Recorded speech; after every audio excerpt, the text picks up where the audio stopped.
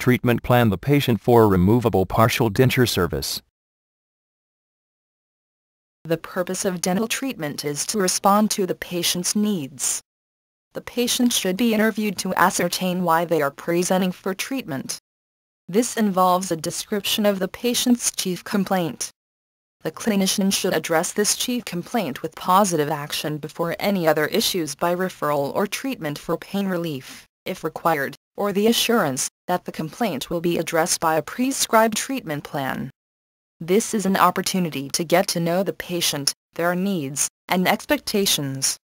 The initial interview should consist of registering the chief complaint and its history, a review of the overall medical and dental history, and what the patient hopes to accomplish with treatment and what they expect.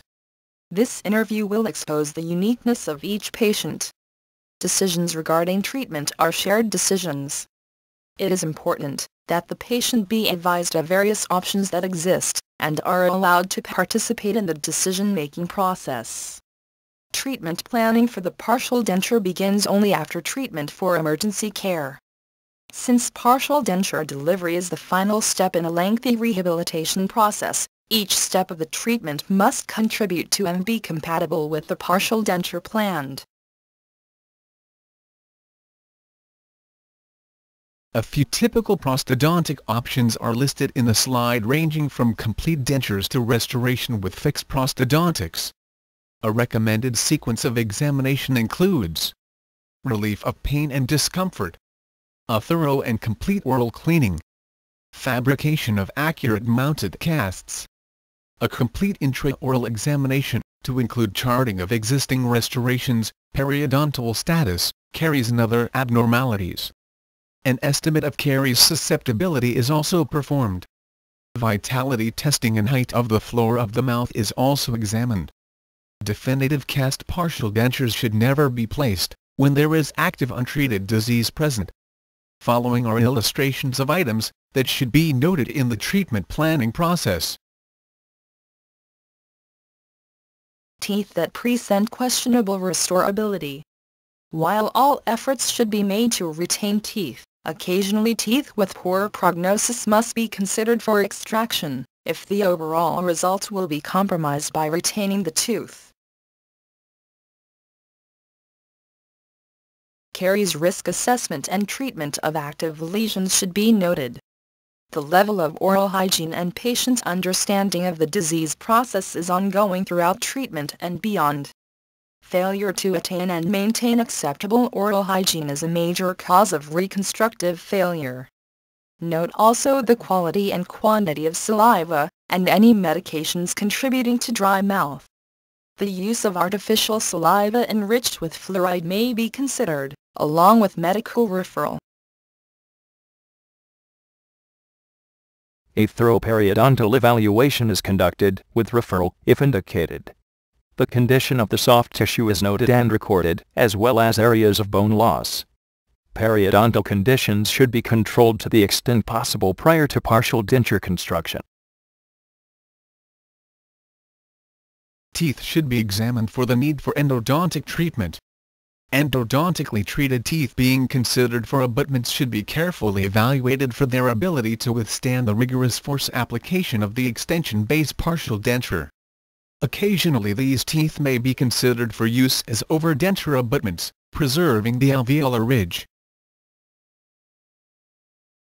Existing restorations must be evaluated for serviceability. Failing restorations must be examined for mode of failure. Examine the vestibule for movable tissue and the presence of frenal attachments, as well as the presence or absence of keratinized tissue. These items can affect clasp selection and placement of the denture base. Note the height of the elevated floor of the mouth, with the location of the lingual frenum of the tongue, as a major area of interest. Areas of cervical erosion should be examined, as they may affect selection for areas of retention. Areas of hypersensitivity should be noted and recorded prior to tooth restoration. Severely inclined teeth may prevent establishment of a path of insertion, and may affect the selection of the major connector. Consider teeth for extraction, If a superior aesthetic result is to be expected in the form of tooth color, size and shape. The mandibular lateral incisor shown is an example of such a tooth. The mouth and diagnostic cast is examined for bony exostosis, soft tissue undercuts.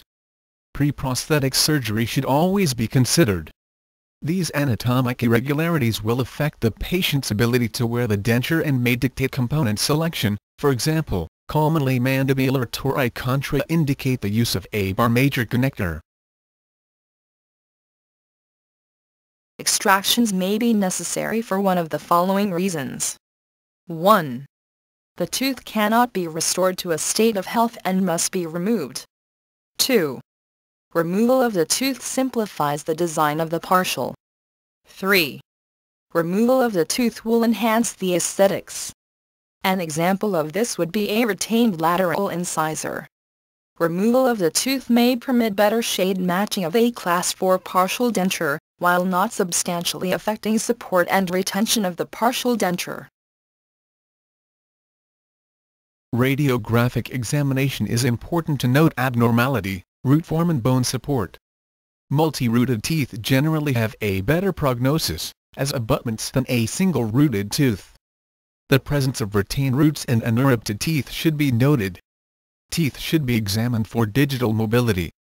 Splinting of teeth with a fixed restoration is sometimes indicated, especially if the teeth are to be employed as abutments.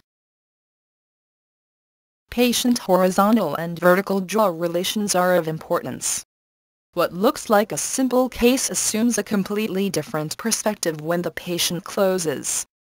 Examination of the patient MIP and centric relation position is required. From examination of the occlusion intraorally and from the diagnostic cast, the dentist must decide whether to maintain the existing occlusion or to modify. Changes to the occlusion must be planned carefully and carried out prior to fabrication of the prosthesis. The decision to accept or reject the existing relationship must be among the first issues decided, and should be in the treatment plan. In general, heroic efforts may be required to maintain strategic abutments, such as cuspids and first molars. Loss of these teeth considerably dims the prognosis. Opposing occlusion is evaluated, along with the occlusal plane.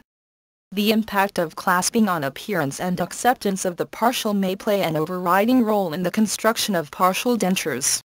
Patients must be willing to accept such, or other alternatives must be explored. Soft tissue characterization should be considered to maintain a natural appearance. The dental laboratory can be very helpful in this regard.